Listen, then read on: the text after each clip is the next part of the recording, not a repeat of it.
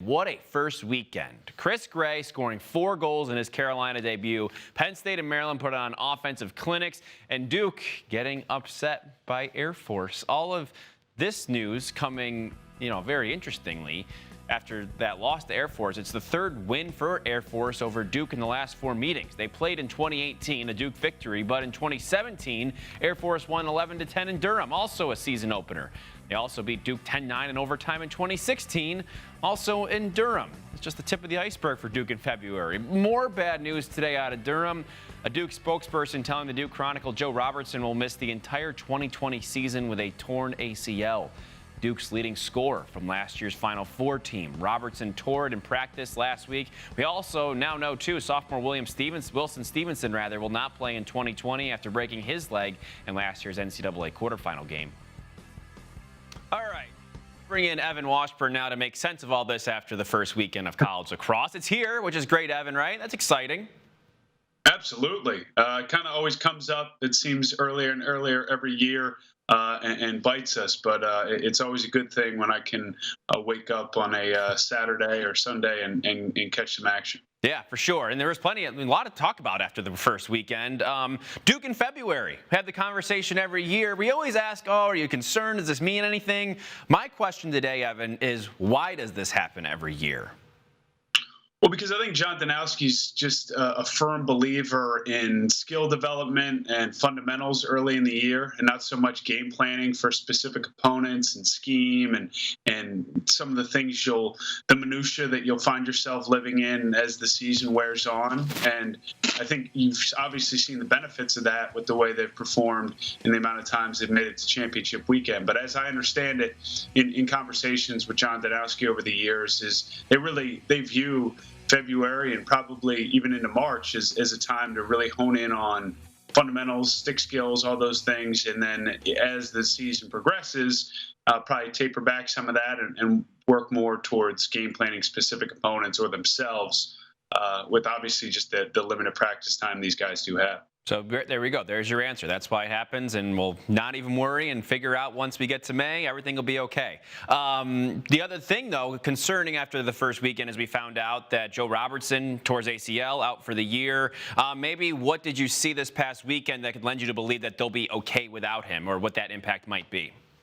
Well, yeah, I mean, I don't necessarily think they lost to Air Force because of that injury to Joe, but I do think it's concerning because he was such a productive player for them last year. That's obvious. The numbers, north of 50 points is not something that you can just find. I think it'll be obviously a committee, hopefully some of their younger players that we haven't seen, but we've known probably since they were high-level recruits can pick up some of that production. Joey Manown is going to be asked to do a lot more, both on the field, but probably in more of an increased leadership role as well. And Nakai Montgomery, those are the players that I look to and say, okay, I mean, whatever your total was going to be this year, it's going to have to be up a click or two to try and replace that production. Yeah, interesting for sure. Let's stay in the ACC, going to North Carolina, the Chris Gray. What a debut. I mean, he scores, 4 goals on, 4 or 5 shots in that first quarter and looked good doing it. I mean, albeit the competition was what it was, sort of that feel of a game. But at the same time, he started pretty well and looked like he's fit right well in with that offense, right? I mean, he's a fantastic player. I think there is some irony or a fun coincidence, the fact that we're all waiting to see how his game translates to the ACC, and he plays a Patriot League team in his first game. And obviously, we know based off of over 100 points last year, he's comfortable in that league, and you saw that again against Colgate. I think he's going to do just fine. I don't necessarily believe it's going to be at the level that we saw at BU in terms of that kind of production. But yes, he is a ACC caliber attackman. I was struck by just his finishing ability, because I always think of him as that kind of Rob Pennell 2.0 behind the cage. There was some of that against Colgate, but he also fits in nicely with an offense that it's going to be new for him, where he doesn't have to be the dominant ball carrier at all times, and he'll still be able to make an impact offensively. Where did you have North Carolina in your ACC rankings a couple weeks ago? Oh, man. They were second to last, I think. Does what you saw about a Chris Gray change anything for you? No. I mean, again, it's Colgate. And I think Colgate's going to be improved this year in the Patriot League, which is obviously a league that's completely up for grabs. But that type of performance, this point in the season, and again, the opponent is something that I didn't walk away feeling like I knew a lot more about UNC than I did going into it. Okay, let's move on now to Maryland, a team that felt like continuity with them. I mean, you see all the same faces from last year making big contributions against pulling away from High Point there in that second half. It kind of has that feel that they have this group together. They've had them together now for a couple years and probably could put a run together with this group too, considering that talent. I think it's a great point. And it's funny, I was watching back the highlights and looking at the box score and reading some of the thoughts for those that were there. It's everything that I wish I had in college basketball right now, where I feel like I've known Logan Wisnauskas. I mean, I called his high school games, but I mean, it feels like he's been in College Park forever, as has Bubba Fairman and Jared Bernhardt, to your point, where these are players that we knew going in because they were high-end recruits. They played early and they've played well, and now it feels like maybe the culmination of a career that could end championship weekend or maybe with another title in College Park.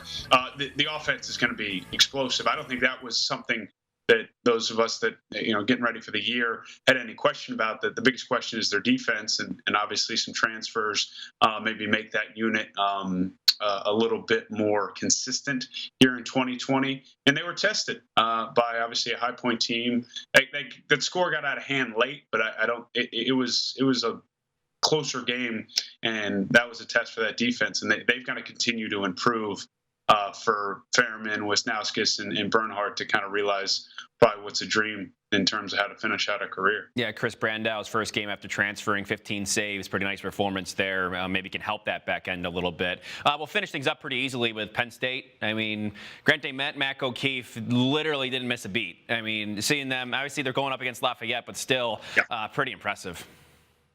And most importantly, and we know this, is just to see Amen out there and look healthy. And foot injuries are so tricky, especially for a player like Grant, who is change of direction, quick first step, explosive, and the amount of pressure that can put on a foot. So to see him out there, I think was a great sign. And obviously looking like himself and what he and that offense have, and with O'Keefe and winning as many face-offs as they, again, factoring in the opponent. But those are the baselines that you need early in the year to get out of it healthy or to get to it healthy in Amen's case. And now we get to see them up against Villanova next week. And I think that'll help continue to paint the early season picture of Penn State. Any load management maybe in his future here? If he maybe gets some of the opponents, is that something that you could throw around in college lacrosse these days? We were just talking about some of these injuries. Yeah, I mean, I wouldn't put it past anybody to factor in analytics, health, exercise science.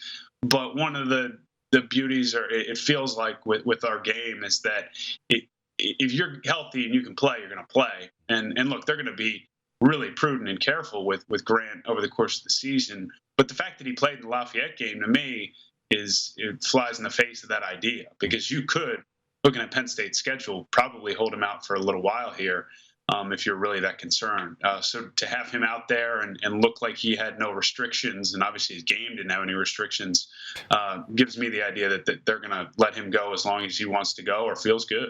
Well, it's here. Feels good that it's here. Evans, good to talk to you as always. Appreciate the time. You got it. Always good to be with you guys.